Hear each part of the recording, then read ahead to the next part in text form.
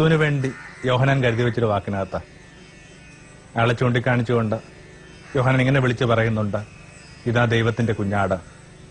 അതിന്റെ കൂടെ കൂട്ടിച്ചേർക്കുകയാണിത്, ഇയാൾ ആരാണെന്ന് എനിക്ക് അറിഞ്ഞുകൂടായിരുന്നു, പരിശുദ്ധാത്മാവ് എനിക്ക് കാണിച്ചു തരുന്നവരെ.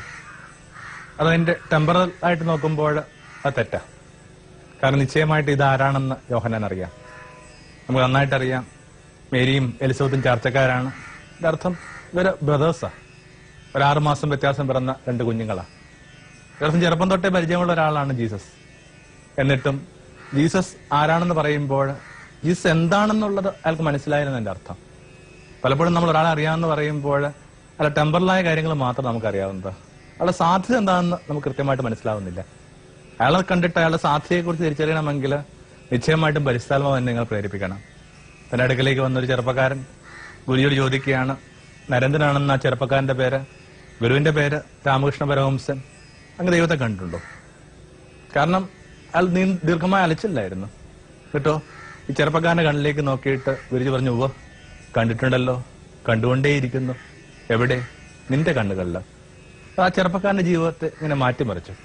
അപ്പൊ ഓരോരുത്തരുടെ ഉള്ളിലെയും അവരുടെ സാധ്യതകളെ കുറിച്ച് കണ്ടെത്തണമെങ്കിൽ, ആ സാധ്യതകൾ അവർക്ക് തന്നെ പറഞ്ഞു കൊടുക്കണമെങ്കിൽ നിങ്ങൾക്ക് ഈ ദൈവാത്മാവിന്റെ സഹായം വേണ്ടിവരുമെന്ന് തോന്നുന്നു. അപ്പൊ പരിശുദ്ധാത്മാവാണ് ഇയാൾക്ക് വേണ്ടി ഈ വെളിപാട് നൽകുന്നത്. ഇതാ ദൈവത്തിന്റെ കുഞ്ഞാട്. ക്രിസ്തുവുമായി ബന്ധപ്പെട്ട ഒരുപക്ഷെ ഇത്രയും പ്രതീക ഭംഗിയുള്ള, ഇത്രയും ധ്യാനപ്രതലങ്ങളുള്ള മറ്റൊരു വാക്കുണ്ടാവില്ല. പിന്നീട് തന്റെ തന്നെ ചില ശിഷ്യന്മാരെ അയാൾ ക്രിസ്തുവിലേക്ക് കൂട്ടിക്കൊണ്ടു പോകുന്നതും അത് ചൂണ്ടിക്കാണിച്ചുകൊണ്ട് അയാൾ ആ വാക്ക് വീണ്ടും ആവർത്തിക്കുന്നു, ദൈവത്തിന്റെ കുഞ്ഞാടെന്നുള്ളത്. അന്ന് ദൈവത്തിന്റെ കുഞ്ഞാടെന്ന് പറഞ്ഞ് ഇയാൾ ചൂണ്ടിക്കാണിച്ചു വിട്ട 2 പേരിൽ ഒരാള് യോഹന്നാനായിരുന്നു. ആ യോഹന്നാൻ പിന്നെ വെളിപാട് പുസ്തകം എഴുതുമ്പോൾ 23 പ്രാവശ്യമാണ് ഈ വാക്ക് അയാൾ ഉപയോഗിക്കുന്നത്, ദൈവത്തിന്റെ കുഞ്ഞാട്. ആരാധനാക്രമത്തിലും പ്രാർത്ഥനയിലും പാരമ്പര്യങ്ങളിലും ആദ്യകാല കലകളിലുമൊക്കെ ഇത്രയും നന്നായിട്ട് ഇത്രയും വാക്ക് ക്രിസ്തുവിന് വേണ്ടി ആരും ഉപയോഗിച്ചിട്ടില്ല. മലയാളത്തിൽ തന്നെ വളരെ ശ്രദ്ധേയമായ ഒരു കൃതിയുടെ പേര് ആഞ്ഞൂസ് ഡേ എന്ന്, ശ്രീ സെബാസ്റ്റ്യൻ പള്ളിത്തോടിന്റെ പുസ്തകം. ആദ്യത്തെ മലയാളം ഫാക്ട് അവാർഡ് കിട്ടിയ പുസ്തകമാണിത്. ഒരു പുരോഗമനവുമായി ബന്ധപ്പെട്ട ഒരു പുസ്തകം. അദ്ദേഹത്തിന്റെ ആത്മസംഘർഷങ്ങളും അക്കാലങ്ങളിലെ ആ വിമോചന സമരത്തിന്റെ ആ ഒരു വിമോചന ദൈവശാസ്ത്രത്തിന്റെ ഒക്കെ പശ്ചാത്തലത്തിൽ, ലിബറേഷൻ തിയോളജിയൊക്കെ പശ്ചാത്തലത്തിൽ എഴുതപ്പെട്ട പുസ്തകം അത്. അപ്പോൾ ക്രിസ്തുവിന് വേണ്ടി ഒരുപക്ഷെ കരുതി വെക്കാവുന്ന നല്ലൊരു വാക്ക്. ആ ദൈവത്തിന്റെ കുഞ്ഞാടെന്ന് ക്രിസ്തുവിനെ ചൂണ്ടിക്കാണിച്ചുകൊണ്ട് യോഹന്നാൻ പറയുമ്പോൾ ഇതുമാത്രം പ്രകാശമായിരിക്കും അവന്റെ വേദം പരിചയമുള്ള കേൾവിക്കാർക്ക് കിട്ടിയിട്ടുള്ളത്. ഇതുമാത്രം അന്വേഷണങ്ങളിൽ അവരുടെ ചങ്കിലൂടെ ഇങ്ങനെ പോയിട്ടുണ്ടാവും. നിശ്ചയമായിട്ടും ഒരു 7ഓളം കാര്യങ്ങളെങ്കിലും അവരുടെ മനസ്സിലൂടെ പോയിട്ടുണ്ടാവും ഞാൻ വിചാരിക്കുന്നു. ഒന്ന്, ഈ കുഞ്ഞാട് എന്ന് പറയുമ്പോൾ മനസ്സിലേക്ക് വരുന്ന ഏറ്റവും നല്ല ഒരു ഓർമ്മയെന്ന് പറയുന്നത് അബ്രഹാമും ഇസ്ഹാക്കും തമ്മിലുള്ള സംഭവം.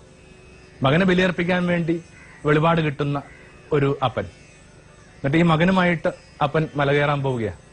ബൈബിളിൽ ഏറ്റവും കഠിനമായൊരു സീനായത്. ആ ക്രിസ്തുവിന്റെ നിഴൽ നല്ലതുപോലെ വീണിട്ടുള്ള ഒരു രംഗമായത്. ഒരു മകനിങ്ങനെ വിറകെട്ടുമായിട്ട് പോവുകയാണ്. സ്വന്തം കഴിമരം ചുവന്നു പോകുന്ന ഒരാളെന്ന് പറയുമ്പോൾ ക്രിസ്തുവുമായി ബന്ധപ്പെട്ട ഓർമ്മ ഇയാളിൽ വന്ന് പതിയുന്നത് നമ്മൾ കാണുന്നില്ലേ? ഇത് ഇടയ്ക്ക് മകൻ ചോദിക്കുന്നുണ്ട്, അപ്പ എല്ലാം ഉണ്ട്, എവിടെയാണ് ബലിക്കുഞ്ഞാട്? വിറകുണ്ട്, തീയുണ്ട്, ബലിക്കുഞ്ഞാട് എവിടെയാണ്? ഈ ബലിക്കുഞ്ഞാട് തന്റെ കുഞ്ഞാടെന്ന് പറയാനായിട്ട് പറ്റാത്ത പരുവത്തിലായിരിക്കും ആ അപ്പനെന്ന് നമുക്ക് ഊഹിക്കാവുന്നേ ഉള്ളൂ. എന്നിട്ടും ആ അപ്പൻ മകനെ ബലി അർപ്പിക്കാൻ വേണ്ടി ഇങ്ങനെ കൊടുവാൾ ഉയർത്തുമ്പോഴേക്കും മാലാഖ തടഞ്ഞിട്ട് പറയാണ്, വേണ്ട, ഒരാടിന് ദൈവം കരുതി വെച്ചിട്ടുണ്ട്. അങ്ങനെയെങ്കിൽ അനന്തതയോളം പഴക്കമുള്ള, അല്ല അനന്തതയോളം നീളുന്ന മാനവരാശിക്ക് വേണ്ടി ദൈവം കരുതി വെച്ച കുഞ്ഞാട്ടിൻകുട്ടിയാണ് ക്രിസ്തു എന്ന് കരുതുന്നതിനേക്കാൾ ആ ധ്യാനം തരുന്ന ആ പ്രതീക ഭംഗിയുള്ള മറ്റെന്തൊരു ഓർമ്മയുണ്ട്? മാനവരാശിക്ക് പരിക്ക് പറ്റാതിരിക്കാനായിട്ട്, ഒരാളുടെയും ചോര പൊടിയാതിരിക്കാൻ വേണ്ടിയിട്ട് ദൈവം ഒരു ആട്ടിൻകുട്ടിയെ കരുതി വെച്ചിരിക്കുകയാണ്. അനന്തതയോളം പഴക്കമുള്ള കാര്യം അത്. ഒന്നതാണ് ആ പകരം കരുതി വെച്ചിരുന്ന ആട്ടിൻകുട്ടി എന്നുള്ള സൂചന. ഡബിൾ ബ്ലോ എന്നൊരു സങ്കേതം ഈ ഫിലിമിലൊക്കെ ഉപയോഗിക്കുന്നുണ്ട്.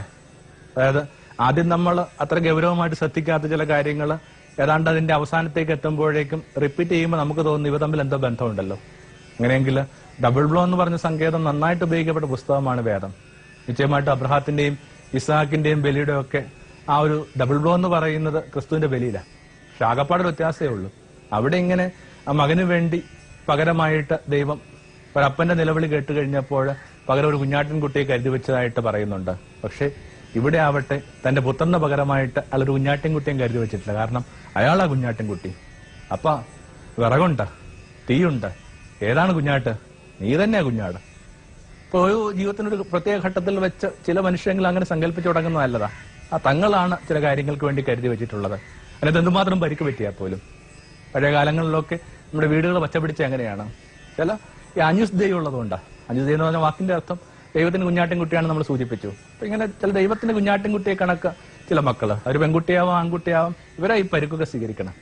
അതുവഴിയായിട്ട് അവർ ചുറ്റുമുള്ള അവരുടെ കാര്യങ്ങളൊക്കെ കുറെ കൂടി സൗന്ദര്യമുള്ളതായി മാറുന്നു, ക്രമപ്പെട്ടതായിട്ട് മാറുന്നു. ഏറ്റവും ചെറിയ ഉദാഹരണത്തിനായിട്ട് നമ്മുടെ നാടിന്റെയും വീടിന്റെ ഒക്കെ സമ്പദ് സുരക്ഷിതത്വം നല്ലതുപോലെ ഉറപ്പിച്ചിരിക്കുന്നത് അന്യദേശങ്ങളിൽ പണിയും നമ്മുടെ മക്കളാണ്. അതൊന്ന് കൃത്യമായിട്ട് സൂക്ഷിച്ച് നോക്കിക്കഴിഞ്ഞാൽ അവരെ നോക്കിക്കൊണ്ട് നമുക്ക് പറയാൻ പറ്റില്ല. അഞ്ജുസ് ദൈവത്തിന്റെ വീട്ടിൽ കുഞ്ഞാടി നമുക്ക് പരിക്ക് പറ്റാതിരിക്കാൻ വേണ്ടി ആ ചില മക്കള് ചില വിഷമങ്ങളൊക്കെ ഏറ്റുവാങ്ങിയ ഒന്നതാ. രണ്ടാമതായിട്ട് ആ പെസഹ കുഞ്ഞാടെന്ന് പറയുന്ന വളരെ റിച്ചായ സങ്കല്പം. പെസഹ കുഞ്ഞാടിന്റെ പ്രത്യേകത എന്ന് പറയുന്നത് തന്നെ നമുക്കറിയാം, ഇതിന്റെ രക്തം വീണ ഇടങ്ങളിൽ നിന്ന് മരണദൂതം പോവുക. ഇതിന്റെ രക്തം ഇല്ലെങ്കിൽ ഈ രാത്രി സംഹാരം എന്റെ ഭവനത്തിലേക്ക് വരും.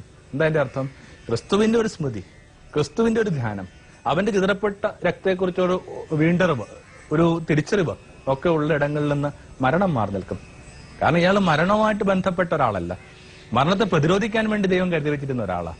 അതുകൊണ്ടാണ് വളരെ വ്യക്തമായിട്ട് അയാൾ പറയുന്നുണ്ട്, ഞാൻ വന്നിരിക്കുന്നത് ജീവൻ നൽകാനും ജീവൻ സമൃദ്ധമായിട്ട് നൽകാനും വേണ്ടിയാണ്. നിങ്ങൾ ധ്യാനപൂർവ്വം ആ വരിയെ വായിക്കുമ്പോൾ കണ്ണു നിറഞ്ഞൊഴുകാനായിട്ട് കാരണമാകുന്ന വരിയാണിത്. ഞാൻ വന്നിരിക്കുന്നത് ജീവൻ നൽകാനും ജീവൻ സമൃദ്ധമായിട്ട് നൽകാനും വേണ്ടിയാണ്.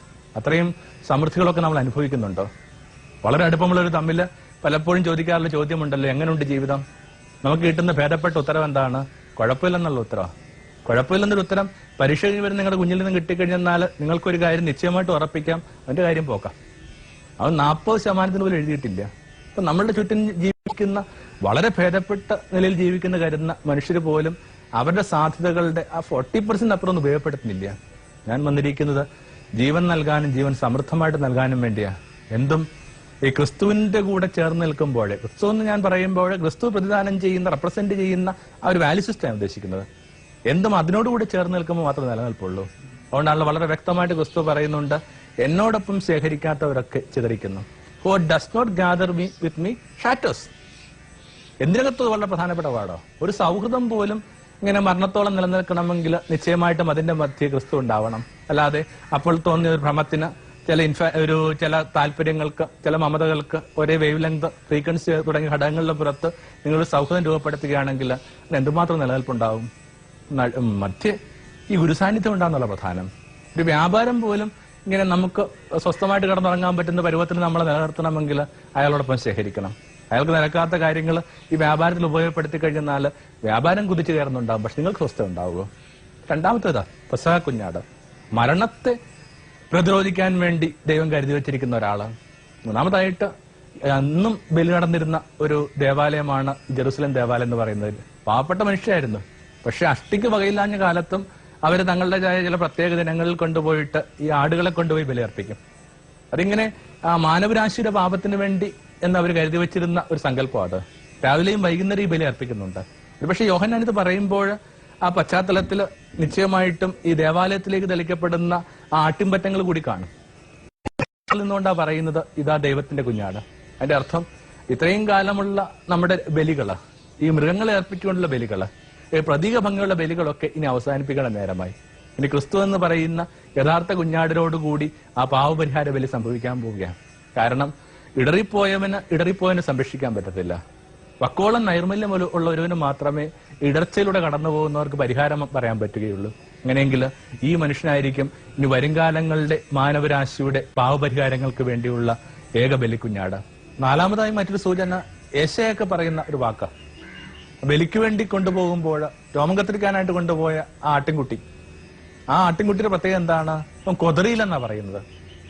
അങ്ങനെയാണല്ലോ പഴയ നിയമത്തിൽ നിന്ന് ആ ക്രിസ്തുവിന് വേണ്ടി നല്ലൊരു പ്രതീകം നമ്മൾ കണ്ടെത്തുപിടിക്കുന്നത് ആ സഫറിംഗ് സെർവന്റ് ഓഫ് യാവേ, യഹോവയുടെ സഹനദാസൻ. അങ്ങനെ സഹനത്തെ ഒക്കെ ആ നിശബ്ദമായിട്ട് സ്വീകരിക്കുന്ന ഒരാളാണ് ഈ ദൈവത്തിന്റെ കുഞ്ഞാട്. അവൻ കൊതറുന്നില്ല. എന്തുകൊണ്ട് അവൻ കൊതരണം? ആരും അവനെ ആ ബലിയിലേക്ക് വലിച്ചുകൊണ്ട് പോകുന്നതല്ല, മറിച്ച് അവൻ ബോധപൂർവ്വം അതിനകത്തേക്ക് പ്രവേശിച്ചതാ. ക്രിസ്തു ഓൾറെഡി നമ്മൾ മറ്റേ വിചാരങ്ങൾക്കിടയിൽ പലപ്പോഴും കണ്ടുപോയിട്ടുള്ള വാക്കാണത്. ക്രിസ്തു സഹനത്തിന് വേണ്ടി കണ്ടുപിടിച്ച പുതിയ വാക്ക് എന്തായിരുന്നു? സ്നാനം എന്ന് പറഞ്ഞൊരു വാക്കായിരുന്നു. എല്ലാ സഹനമൊന്നും ഒരാളെ ക്രിസ്തുവൊന്നും ആക്കത്തില്ല. മറിച്ച് ഈ കുതിരാത്ത സഹനമാണ് സ്നാനം. കോൺഷ്യസ് ആയ ഒരു ആക്ടാ. കുളിക്കാൻ ഇഷ്ടമില്ലാത്തൊരു കുട്ടിയെ കുളിക്കാനായിട്ട് നിങ്ങൾ ഷവർ താഴെ കൊണ്ടുപോയി കഴിയുമ്പോൾ അവൻ കൊതറി അവൻ കുളിച്ചതിനേക്കാൾ കൂടുതൽ നിങ്ങളെ കുളിപ്പിച്ചിട്ട് കൈതട്ടി മാറ്റി ഓടിപ്പോകുമ്പോൾ പറയരുത് കുഞ്ഞിനെ സ്നാനപ്പെടുത്തിയായിരുന്നു എന്ന്. മുതിർന്നവരെ കുളിയാ സ്നാനം. അപ്പൊ പലപ്പോഴും നമുക്കൊരു തെറ്റിദ്ധാരണയുണ്ട്, ചിലപ്പോഴെങ്കിലും സഹിക്കുമ്പോൾ നമ്മൾ കരുതും നമ്മൾ ക്രിസ്തുവിനെ കണക്ക് സഹിക്കുകയാണെന്ന്. ഒന്നുമല്ല. കുട്ടികളോട് പറയുന്നൊരു പട്ടത്തരം കണക്ക് ഒരു അണക്കെട്ട് ഒരു നാട്ടിൽ വന്നു, എന്നിട്ട് എല്ലാവരും കൂടി ഇങ്ങനെ ഗവൺമെന്റിനെതിരായിട്ട് പരാതി പറയുക, ഞങ്ങളുടെ വയലുകളിൽ ഇനി വെള്ളത്തിന് എന്നാ ചെയ്യും. സർക്കാർ പറഞ്ഞ് കൃത്യമായിട്ട് അവിടെ നിന്ന് തന്നെ ചാല് വെട്ടി വയലിലേക്ക് വെള്ളം വിട്ടുതരാം. അപ്പോൾ ഗ്രാമീണ എൻ ബ്ലോക്ക് ആയിട്ട് പറയുകയാണ് ഞങ്ങൾക്ക് ആ വെള്ളം വേണ്ട. എന്താ കാര്യം? അത് കറണ്ട് എടുത്ത വെള്ളമില്ലെന്ന് പറയുന്ന കണക്ക് നമ്മൾ സഹിക്കുന്നൊക്കെ ഉണ്ട്. പക്ഷെ അതിനകത്ത് നിന്ന് ആ ക്വാളിറ്റീസ് ബീങ് എക്സ്ട്രാക്റ്റഡ്. അതിനകത്ത് ഏകാഗ്രത ഒന്നുമില്ല, നിശബ്ദതയില്ല. അപ്പൊ നാലാമത്തത് ഈ ദൈവത്തിന്റെ കുഞ്ഞാടെന്ന് പറയുന്നതിന്റെ ആ കൃത്യമായ പ്രതലം എന്ന് പറയുന്നത് ആ സ്വന്തം ആ കുരുതിയിലേക്ക് ബോധപൂർവം പോകുന്ന ഒരാളെന്ന നിലയില് ആരും അയാൾ അടിച്ചേൽപ്പിക്കുന്നതല്ല. അയ്യപ്പന്റെ ആ കവിതാ സമാഹാരങ്ങളുടെ പുറത്തായിട്ട് അയാളുടെ ജീവിതത്തെ വ്യക്തമാക്കുന്ന ഒരു ആശയം വിവർത്തനം ചെയ്ത് കിടപ്പുണ്ട്. അതിങ്ങനെയാണ്, ഞാൻ ബലിയാടായിട്ട് തുടരുക തന്നെ ചെയ്യും, മറ്റൊരാൾ അതാവുന്നത് വരെ. ഞാൻ ബലിയാടായിട്ട് തുടരുക തന്നെ ചെയ്യും, മറ്റൊരാൾ അതാവുന്നവരെ. അപ്പൊ ചിലരൊക്കെ ഇങ്ങനെ ബോധപൂർവം ചില കാര്യങ്ങൾ ഏറ്റെടുക്കുന്നതുകൊണ്ട് ഒന്നും അവർ അടിച്ചേൽപ്പിക്കുന്നതാണെന്ന് കരുതിയൊന്നും വേണ്ട. അപ്പോ അതിന്റെ നാലാമത്തെ ഒരു സൂചന. അഞ്ചാമതായിട്ട് പെർഫെക്റ്റ് എന്ന് പറയുന്നൊരു പ്രതലമുണ്ട്, സമ്പൂർണനായ ഒന്ന്. കാരണം ആ ബലിയുമായി ബന്ധപ്പെട്ട ഒത്തിരി അനുഷ്ഠാനങ്ങൾ നിയമാവർത്തന പുസ്തകത്തിലൊക്കെ ചർച്ച ചെയ്യപ്പെടുന്നുണ്ട്. അതിനകത്ത് വളരെ കൃത്യമായിട്ട് പറയുന്നുണ്ട്, ഒരു വൈകല്യം ഇല്ലാത്ത ആട്ടിൻകുട്ടിയായിരിക്കണം ബലിയർപ്പിക്കാനായിട്ട്. നമുക്ക് കത്തിരിക്കാൻ പാടില്ല, യാതൊരുവിധ ശാരീരികമായ വൈകല്യങ്ങളും പാടില്ല. അതിന്റെ അർത്ഥം ഏറ്റവും പെർഫെക്റ്റ് ആയത് മാത്രമേ ഈ ബലിയർപ്പണത്തിന് വേണ്ടി കരുതി വെക്കാവുന്നുള്ള ഒരു സങ്കല്പം അത്. അങ്ങനെയെങ്കിൽ ഈ ഒരു പദം ക്രിസ്തുവുമായി ബന്ധപ്പെടുത്തി വായിക്കുമ്പോൾ അതിന്റെ അർത്ഥം എന്താണ്? ഇതാ സമ്പൂർണനായ ഒരാൾ.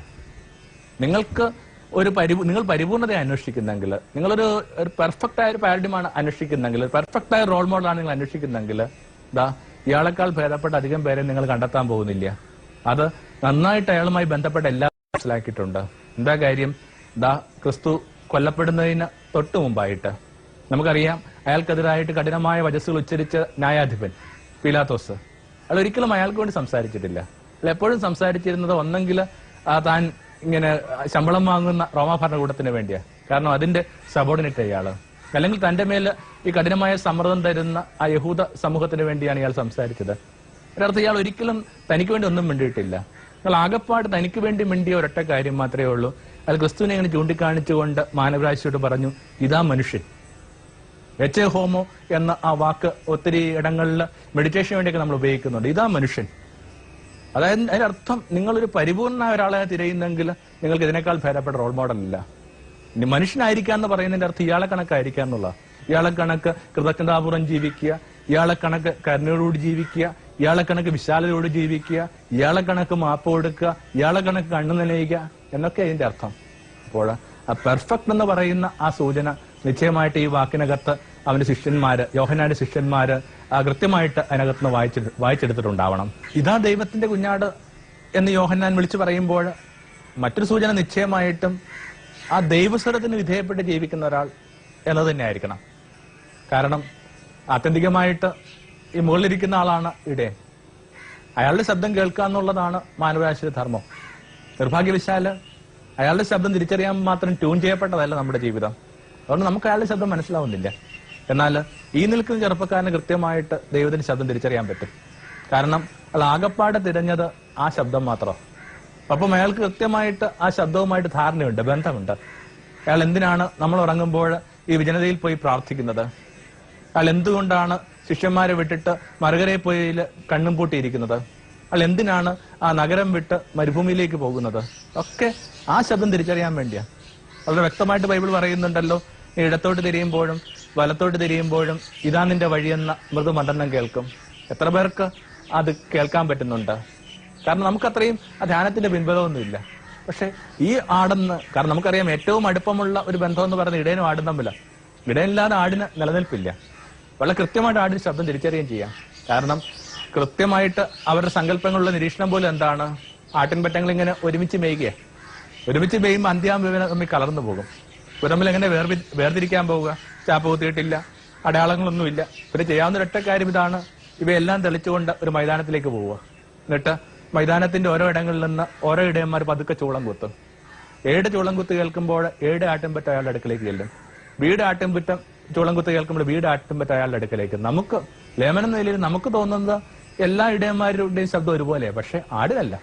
ആടിന് കൃത്യമായിട്ട് തന്നെ ഇടയന്റെ ശബ്ദം തിരിച്ചറിയാൻ പറ്റും. അതുകൊണ്ടാണല്ലോ ബൈബിൾ പറയുന്നത്, നീ ഇടത്തോട്ട് തിരിയുമ്പോഴും നീ വലത്തോട്ട് തിരിയുമ്പോഴും ഇതാ നിന്റെ വഴി എന്ന മൃദുമന്ത്രണം കേൾക്കും. നമ്മുടെ ചെറുപ്പം മക്കൾ ഈ വാക്ക് നന്നായിട്ട് ഉപയോഗപ്പെടുത്തുന്നുണ്ട്. അവർ ഇടക്കിടക്ക് പറയുന്ന ഒരു പദമാണ്, എന്റെ ഇന്നർ വോയിസ് എന്നോട് ഇങ്ങനെ പറയുന്നു, എന്റെ ആന്തരിക ശബ്ദം എന്നോട് ഇങ്ങനെ പറയുന്നു. അപ്പോൾ ആ നിരന്തരം ആ ദൈവശബ്ദത്തിന് കാതോർക്കുകയും അതിന് വിധേയപ്പെട്ടും ജീവിക്കാൻ പോകുന്ന ഒരു കർമ്മകാണ്ഡമാണ് ഇയാളുടേത്.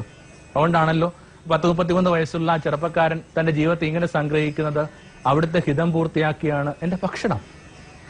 എന്താ ഈ ഭക്ഷണം എന്ന് പറയുന്നത്? എന്തിനകത്തുനിന്നാണ് നിങ്ങൾക്ക് ഊർജ്ജം കിട്ടുന്നത്? അതിനെ വിളിക്കുന്ന വാക്കാ ഭക്ഷണം. ഈ ചെറുപ്പക്കാരൻ തന്റെ ജീവിതത്തിന്റെ നിലനിൽപ്പിനുള്ള ഊർജ്ജം കണ്ടെത്തിയത് ആ ഹിതം തേടുകയും തിരയുകയും തിരിച്ചറിയുകയും ശ്രവിക്കുകയും ഒക്കെ ചെയ്തുകൊണ്ടാണ്. അതാണ് അതിന്റെ മറ്റൊരു സൂചന. 6ാമത്തെ ഒരു സൂചന, ആ ദൈവത്തിന്റെ ശബ്ദത്തിന് നിരന്തരം കാതോർക്കുന്ന ഒരാട്, വിധേയത്വം പുലർത്തുന്ന ഒരു പാട്. അതുകൊണ്ടാണല്ലോ വളരെ വ്യക്തമായിട്ട് പൗലോസ് അയാൾ പറയും, ഇങ്ങനെ അവസാനം വരെ ആ ശബ്ദത്തിന് വിധേയപ്പെട്ട് ജീവിച്ചു, മരണത്തോളം. ഒടുവിലായിട്ട് അത്ര നമുക്ക് പരിചയമില്ലാത്ത ഒരു സങ്കല്പമാണത്.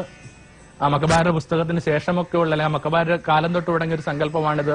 ഈ വിജയവുമായിട്ട് ബന്ധപ്പെട്ട് വിജയികളുമൊക്കെ ആയിട്ട് ബന്ധപ്പെട്ട് ഒരു പ്രതീകം ഉപയോഗിക്കാൻ തുടങ്ങി. അതിങ്ങനെ കൊമ്പുള്ള ആടെന്ന് പറയുന്ന സംഭവം. ഒരു പക്ഷെ മുട്ടനാടെന്നൊക്കെ പറയുന്ന സങ്കല്പമായിരിക്കും. ദാവിദിനെ കുറിച്ച് ഉള്ള അങ്ങനെ സങ്കല്പങ്ങൾ ഉണ്ടായി, സോളമനെ കുറിച്ച് അങ്ങനെ സങ്കല്പം ഉണ്ടായി, ആ മക്കബാരിലെ വലിയ വലിയ ആനിമേറ്റഡ്സിനെ കുറിച്ച് അങ്ങനെ സങ്കല്പം ഉണ്ടായി. അങ്ങനെയെങ്കിൽ ആ വിജയം എന്ന് പറഞ്ഞൊരു പ്രതീകമായിട്ട് മാറി ഈ കൊമ്പുള്ള ആട്. പറഞ്ഞു വരുന്നത് ഇതാണ്,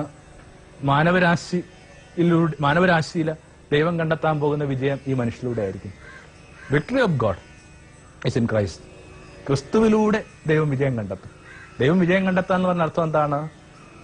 എന്താ ഈ ക്രിസ്തുവിന്റെ വിജയം എന്ന് പറയുന്നത്? ക്രിസ്തുവിനെ കണ്ടെത്താൻ പോകുന്ന വിജയം എന്ന് പറയുന്നത് അതിങ്ങനെ സ്നേഹത്തിന്റെ വിജയം. എന്താ ക്രിസ്തു ഉത്ഥാനം എന്നൊക്കെ പറയുന്നത് പോലും മരണത്തിന് അല്ലെങ്കിൽ ഏതെങ്കിലും തരത്തിൽ കൗടില്യങ്ങൾക്ക്, ഏതെങ്കിലും തരത്തിൽ കുതന്ത്രങ്ങൾക്ക് ഈ സ്നേഹത്തെ തകർക്കാൻ പറ്റില്ലെന്നാണ് ക്രിസ്തു പറയുന്ന ഉത്ഥാനത്തിന്റെ പോലും അർത്ഥം. അപ്പൊ അങ്ങനെ വരുമ്പോൾ അൾട്ടിമേറ്റ് വിക്ടറീസ് ഓഫ് ലവ്, അവസാന വിജയം സ്നേഹത്തിൻ്റെതായിരിക്കും എന്നുള്ളതാണ് ക്രിസ്തുവിന്റെ വിജയം എന്ന് പറയുന്നതിന്റെ അർത്ഥം. അങ്ങനെ വളരെയധികം ആ ക്രിസ്തുവുമായി ബന്ധപ്പെട്ട പ്രതീകാത്മക ഭംഗിയുള്ള ഒരു വാക്കാണ് ആത്മാവിന്റെ നിറവില് അവന് വഴികാട്ടിയായി നിന്ന ആ ചെറുപ്പക്കാരൻ വിളിച്ചു പറയുന്നത്, ഇതാ ദൈവത്തിന്റെ കുഞ്ഞാട്. ഈ രാത്രിയിലും ഒന്ന് കണ്ണുപൂട്ടിയിരുന്നിട്ട് നമുക്ക് അവന്റെ ചരണങ്ങളിൽ ഇരുന്നു കൊണ്ട് ആ വാക്കൊന്ന് ധ്യാനിച്ചെടുക്കാവുന്നതാണ്. ആത്മാവ് എന്നെ പ്രകാശിപ്പിക്കുന്നവരെ നിശ്ചയമായിട്ട് ഞാൻ അറിഞ്ഞില്ലായിരുന്നു, ഇതാണ് ദൈവത്തിന്റെ കുഞ്ഞാട്.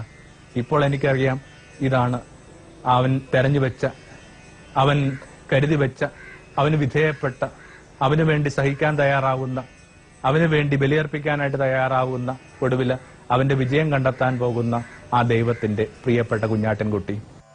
തമോന്മുഖം ജീവിതം പ്രഭാമയം സന്നിധാനം